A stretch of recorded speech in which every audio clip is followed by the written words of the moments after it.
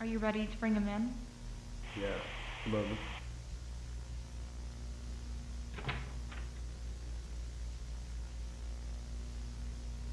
Good morning.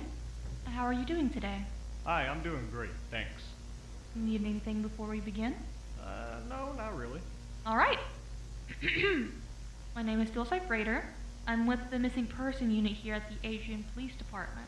This tape is currently being recorded right now. Would you like to state your name for the tape? Nolan. Your full name? Nolan Borden. So, Nolan Borden, would you be kind to tell me what you reported to the police this morning? Alright, if I remember correctly, it was on the 13th.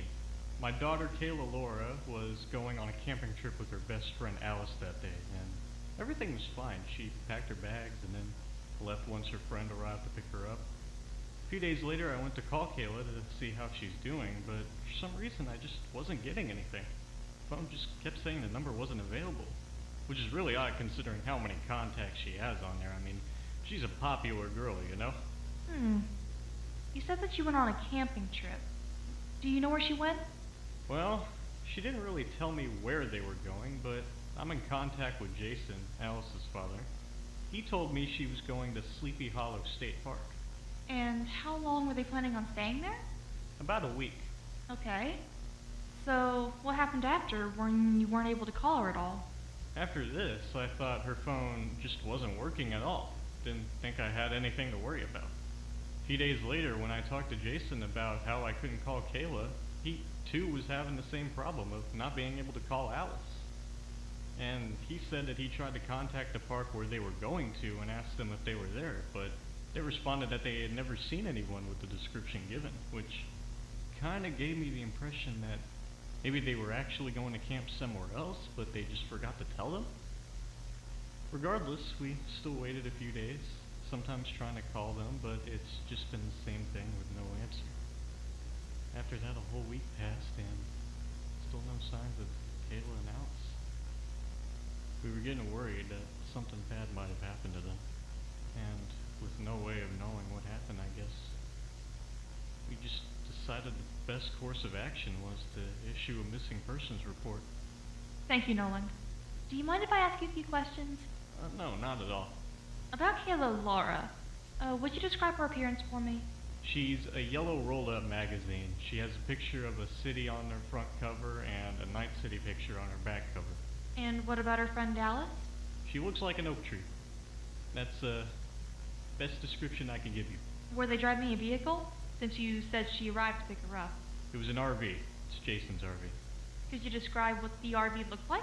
Well, I don't really know much about RVs, and I don't know the exact model, but it was colored white, green, yellow, and brown, and it had a US map on the right side.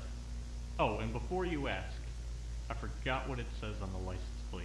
Was there anything odd about your daughter before she left? Not really. She seemed to be fine like usual. If there was anything odd, she would have told us. What about Alice? She seemed fine, what I could tell as well. I don't know. Maybe Jason can answer that question better than me. Do you think they would be capable of doing something like this? No, I don't think so. It's not normal for them to do something like this. How's your relationship with Kayla? It's pretty great. She was always up to talk about her interests to me and my wife, and boy, are we quite proud of her.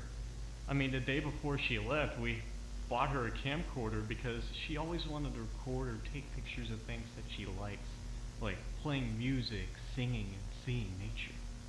Is there any people in her life that would be capable of doing something like this? None that I can think of, really. Okay. That's all the questions I have for today. Anything else you want to say? That's everything that I know of.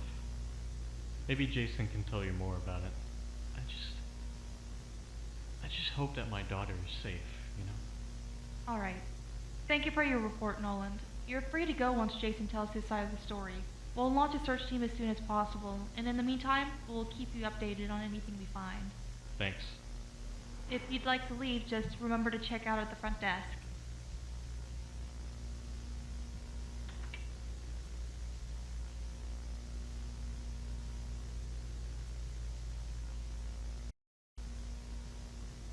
Hello. How are you doing? Doing fine, thank you. Anything before we start? Yeah. Can I get some water? Sure.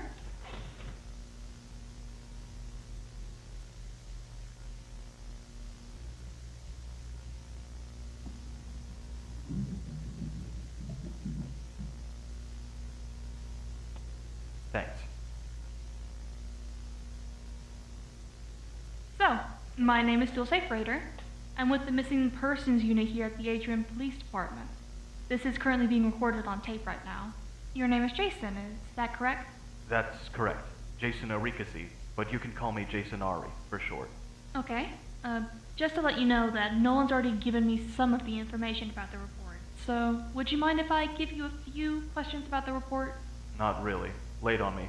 The two missing people reported is Kayla and Alice. Is that correct? Yeah, that's correct. Alice Valia. That's her full name.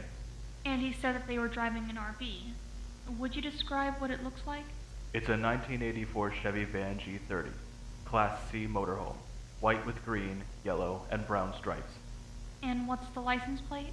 If I remember, it's M243ER.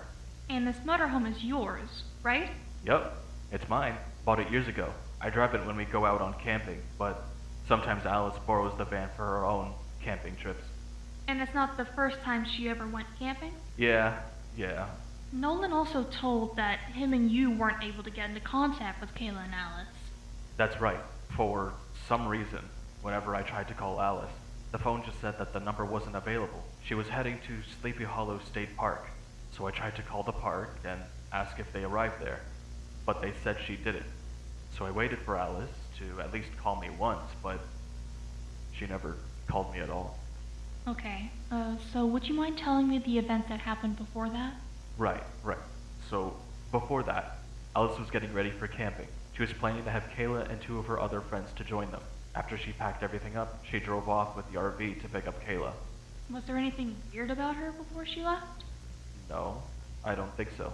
It didn't look like there was anything odd. She seemed pretty normal to me. You said that two of her other friends were joining her too. Do you know who they are? If I remember, it's Davy and Donner. They're well-known friends with Alice. Nolan didn't say anything about these two. Are they listed in the missing persons report? They're not. The thing is that I visited them yesterday, and they were home. I asked them about Alice and Kayla, and they simply said they were too busy to be able to join them on camping. Also, they didn't know that Alice and Kayla were missing. So you believe they have nothing to do with it? Yeah, there's no way they have anything to do with it. Okay. Do you think there's anyone that might be capable of doing this? No, I can't recall anyone who could just do this. Alright, I guess that's all the questions I have. So just to be sure, I'll summarize what I got. Thank you for your information today, Jason Ari. We'll be sending a search team as soon as possible, and we'll make sure to give you an update on anything we can find. Thank you, Dulcie. You're welcome. Just remember to check out at the desk before you leave.